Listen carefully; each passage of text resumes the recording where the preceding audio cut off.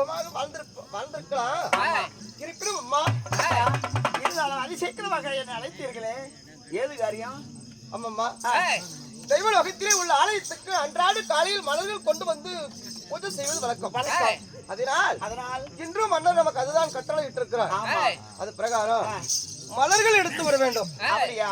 ஆமாடி அக்கா, இந்த தெய்வ லோகத்துல எல்லாம் நம்ம அன்றாடம் தினந்தோறும் பூஜைக்கு உண்டான மலர் எல்லாம் எடுத்துட்டு இப்ப எங்கேயுமே மலர் இல்ல. சரி சரி, ஏதோ கொஞ்ச நாள் இருக்கிறதால இந்த மத்தாளக்காரன் பொறுக்கிட்டு போய் பொட்டாட்டிக்கு வச்சுட்டு. ஆமா, அதனால இன்னைக்கு நம்ம எங்க போறோம்? எங்க? பூலோகத்துக்கு போறோம். ஏண்டி பூலோகத்துக்கு போலாமா? ஆமாக்கா. தெய்வலோகத்துல வேண்டாங்கறியா? இங்க வேணும், இங்கதான் மலர் இல்ல. மொக்கா இருந்தாலும் பொறிச்சிட்டு போய் மத்தாளக்காரன் கொள்ளக்காரன் எல்லாம் கொண்டு போய் பொட்டாட்டிக்கு தலையில வச்சுட்டாங்க. அதனால இங்க பூவே இல்ல. நாம தெய்வலோகத்தில் இருந்து பூலோகத்திற்கு நூலேறி மார்க்கமாக போய் அங்கிருந்து மலர் எடுத்துட்டு வந்து இங்க தேவர் சபைக்கு நம்ம மலர் கொடுக்கலாம்.